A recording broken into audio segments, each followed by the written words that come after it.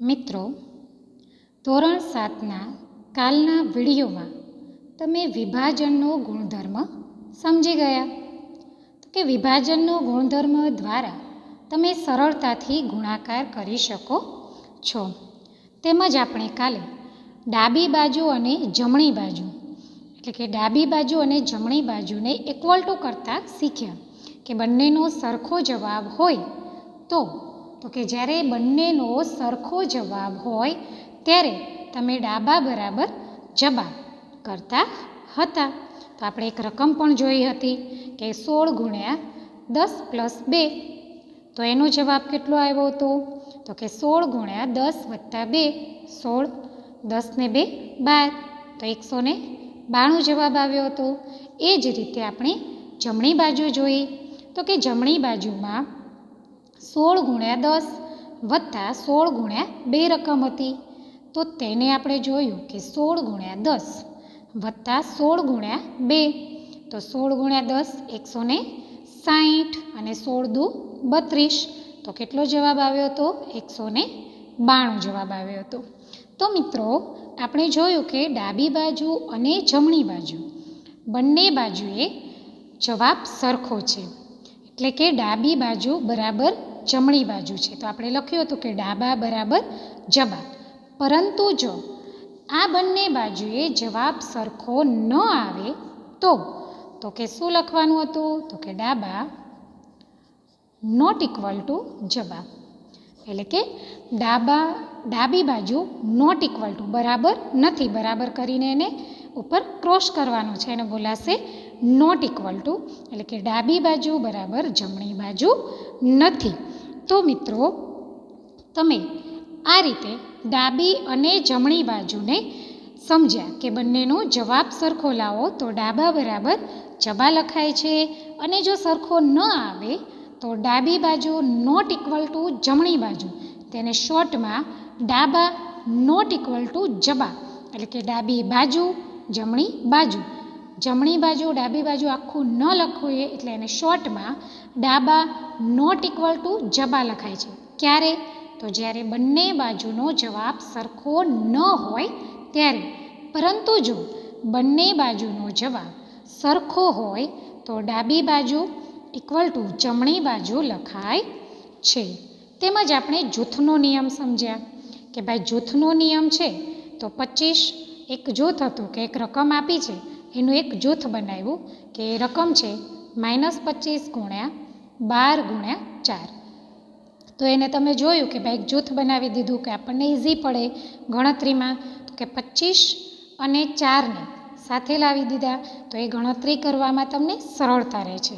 તો -25 ગુણ્યા 4 એટલે 25 ચોક 100, જે માઇનસ છે તો -100 ગુણ્યા 12 એની જગ્યાએ, તો 100 ગુણ્યા 12 કરો તો તમને સરળતાથી તેનો જવાબ -1200, તે સરળતાથી એટલે કે જૂથના નિયમ દ્વારા સરળતાથી આપણે ગુણાકાર કરી શકીએ છીએ.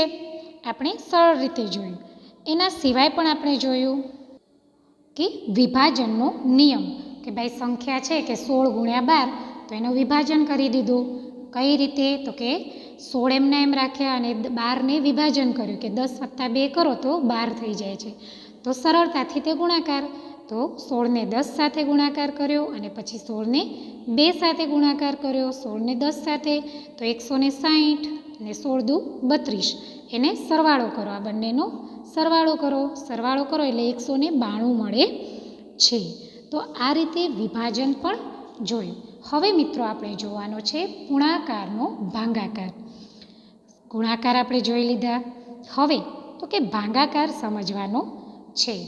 તો જોઈએ આપણે પૂર્ણાંકોનો ભાગાકાર કે બે ધન સંખ્યાનો ભાગાકાર ધન સંખ્યા મળે છે.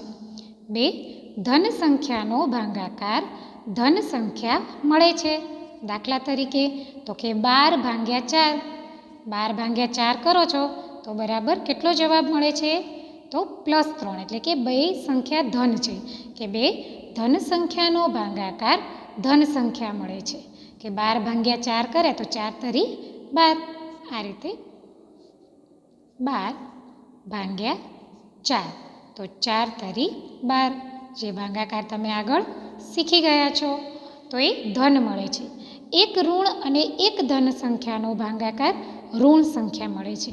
મિત્રો, આ તમારી નોટમાં ખાસ નોંધવાનું છે અને ખૂબ જ જરૂરી છે કે તમે એક ઋણ અને એક ધન સંખ્યાનો ભાગાકાર હંમેશા ઋણ સંખ્યા મળે છે.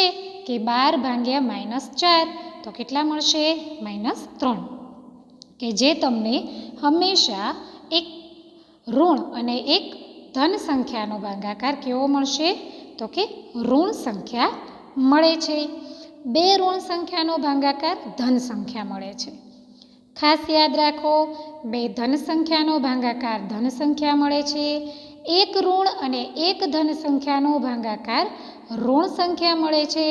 જ્યારે 2 ઋણ સંખ્યાનો ભાગાકાર હંમેશા ધન સંખ્યા મળે છે. એટલે કે માઇનસ માઇનસ પ્લસ થાય છે, પ્લસ માઇનસ માઇનસ થાય છે. આ નિશાની ખાસ ધ્યાન રાખવાની છે અને આ તમારે નોટબુકમાં પણ લખવાનું છે.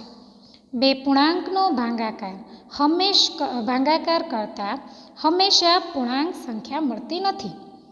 ખાસ ધ્યાન રાખો કે ઘણીવાર એવું બને છે કે 2 પૂર્ણાંકોનો ભાગાકાર છે, તો એ ભાગાકાર તમે કરો છો તો એ પૂર્ણાંક જ સંખ્યા મળે એવું જરૂરી નથી. ઘણીવાર અપૂર્ણાંક પણ મળે છે. ઘણીવાર અપૂર્ણાંક એટલે કે પોઈન્ટમાં પણ સંખ્યા મળે છે. પરંતુ મિત્રો, અત્યારે પૂર્ણાંકનો ભાગાકાર ખાસ ધ્યાન રાખવાનો છે કે 2 ધન સંખ્યાનો ભાગાકાર હંમેશા ધન સંખ્યા મળે છે. જે ઉદાહરણ દ્વારા આપણે સમજ્યા કે 12 ભાગ્યા 4 તો કેટલા મળે છે?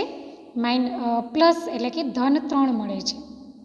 તે જ રીતે એક ઋણ સંખ્યા અને એક ધન સંખ્યા, એક ઋણ હોય અને એક ધન હોય તો તેવી સંખ્યાનો ભાગાકાર હંમેશા માઇનસ એટલે કે પ્લસ માઇનસ માઇનસ થાય છે. એટલે કે એક ઋણ અને એક ધન સંખ્યાનો ભાગાકાર હંમેશા ઋણ સંખ્યા મળે છે. તેમજ 2 ઋણ સંખ્યાનો ભાગાકાર, જે 2 ઋણ સંખ્યાનો ભાગાકાર છે કે બંને ઋણ સંખ્યા છે, એટલે કે માઇનસ માઇનસ પ્લસ થાય છે. ખાસ યાદ રાખવાની છે આ નિશાની બરાબર પ્લસ થાય છે. તો 2 ઋણ સંખ્યાનો ભાગાકાર શું મળે છે? તો કે ધન સંખ્યા મળે છે. તો આ 3 નિયમો ભાગાકારના છે, ખાસ યાદ રાખવાના છે અને તમારે તમારી નોટબુકમાં નોંધવાના રહેશે. હવે આગળ જોઈએ કે 2 પૂર્ણાંકોનો ભાગાકાર કરતાં હંમેશા પૂર્ણાંક નથી મળતા. એટલે કે 2 પૂર્ણાંકનો ભાગાકાર સંવૃત્તતાનો નિયમ જળવાતો નથી. કેમ?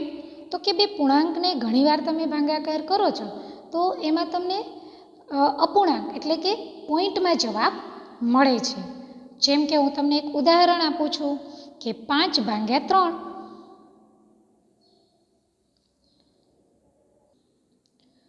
જેમ કે હું તમને એક ઉદાહરણ દ્વારા સમજાવું છું કે 3 ભાગ્યા 5. તો આપણે જોઈએ છીએ કે ભાઈ 3 કરતાં 5 મોટા છે, એટલે કે 1 વડે આપણે ગુણીએ કે 3 એકા 3. હવે કે કેટલા વધે? 2. તો મિત્રો, તમે જુઓ છો કે ભાઈ 2 વધે છે. હવે શેષ વધી, તો આપણે આગળ ચાલવું છે તો પોઈન્ટ મૂકીને શૂન્ય મૂકો છો. પોઈન્ટ મૂકીને શૂન્ય મૂકો છો. હવે એ શૂન્યને આપણે નીચે ઉતારીશું. હવે તો કે 3 ઘડીઓ બોલીએ કે 20થી વધી ન જાય, તો 3 છક 18.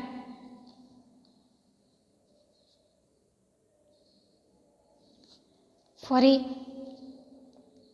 10 1. 10માંથી 8 જાય તો 2. આગળ 0. એનો મતલબ કે આ રીતે જે પોઈન્ટમાં 1.6 જવાબ જે અપૂર્ણાંક છે, તો આ રીતે આગળ સંખ્યા ચાલતી રહેશે અને પોઈન્ટમાં 6 આગળ આવતા રહેશે. એટલે કે મિત્રો, ઘણીવાર એવું બને છે કે ભાઈ 2 પૂર્ણાંકનો ભાગાકાર પૂર્ણાંક સંખ્યા મળતી નથી, એટલે કે અપૂર્ણાંક મળે છે. તમે ઉદાહરણ દ્વારા સમજ્યા કે જે અપૂર્ણાંક સંખ્યા મળે છે કે ભાઈ 1.6, 1.5, 1.8, એટલે કે તમે પોઈન્ટમાં જે અપૂર્ણાંક છે તે આપણને મળે છે. તો મિત્રો, આ રીતે 2. પૂર્ણાંકનો ભાગાકાર કરતાં હંમેશા પૂર્ણાંક સંખ્યા મળે જરૂરી નથી. ઘણીવાર આપણને 2 પૂર્ણાંકનો ભાગાકાર અપૂર્ણાંક રૂપે પણ પ્રાપ્ત થાય છે. હવે આપણે આગળ જોઈએ તો કે શૂન્યને કોઈ પણ પૂર્ણાંક સંખ્યા વડે ભાંગતા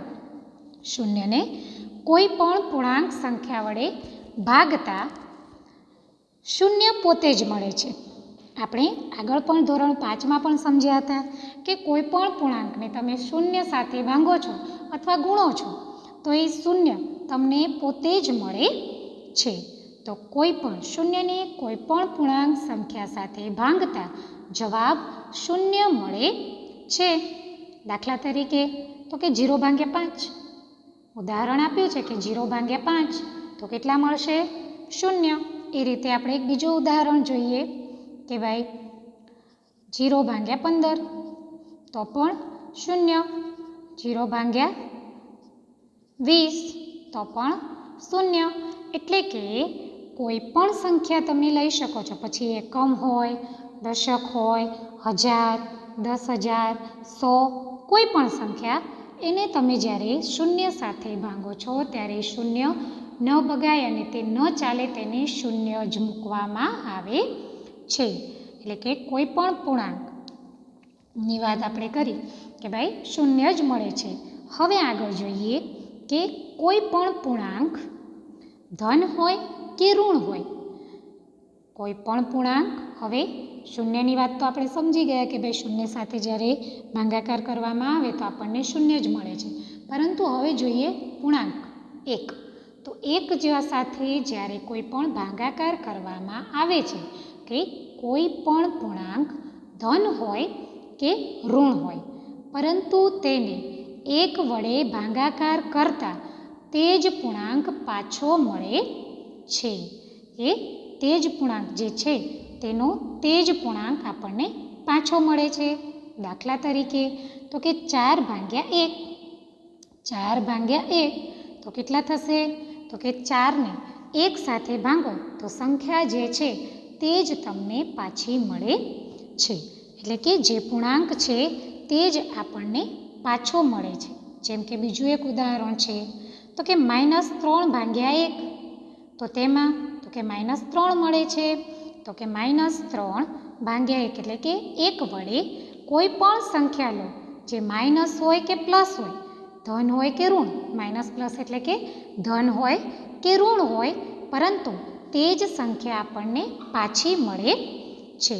પરંતુ હવે જેમ ગુણાકારમાં હતું તેમ અહીંયા પણ એક નિયમ લાગુ પડે છે. ગુણાકારમાં આપણે જોયું કે ભાઈ -1 સાથે તમે જ્યારે ગુણો છો તો તેની વિરોધી સંખ્યા મળે છે. -1 સાથે તમે જ્યારે ગુણો છો ત્યારે એની વિરોધી સંખ્યા મળે છે. જેમ કે તો કે 8/-1 કે કોઈ પણ પૂર્ણાંકને માઇનસ વડે ભાંગતા તે પૂર્ણાંકનો વિરોધી મળે છે. તો કે 8/-1 તો તેની વિરોધી સંખ્યા કઈ છે? તો -8, જે 8ની વિરોધી સંખ્યા છે. જે 8ની વિરોધી સંખ્યા છે કે 8ની વિરોધી -8, 10ની વિરોધી -10, -8 છે તો -8ની વિરોધી -8. એટલે કે જે કોઈ સંખ્યા છે તેને જ્યારે તમે -1 વડે ભાંગો છો ત્યારે તેની તે જ સંખ્યા આપણને પાછી મળે છે, પરંતુ તેની વિરોધી સંખ્યા મળે છે.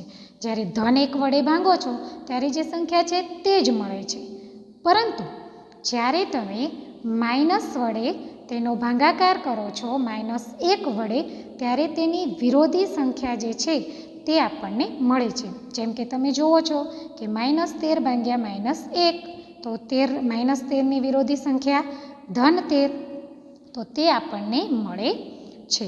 આમ કહી શકાય કે ભાગાકાર જૂથના નિયમોનું પાલન કરતો નથી. ભાગાકાર જૂથના નિયમોનું પાલન કરતો નથી. તો વિદ્યાર્થી મિત્રો, આપણે આ ચેપ્ટરમાં વિભાજન, ગુણાકાર, સરવાળાના નિયમો વગેરે તમામ બાબતો શીખી ગયા, તેમજ ભાગાકારના નિયમો અપૂર્ણાંકના ભાગાકાર, આ તમામ બાબત આપણે આ એક ચેપ્ટરમાં સમજી ગયા.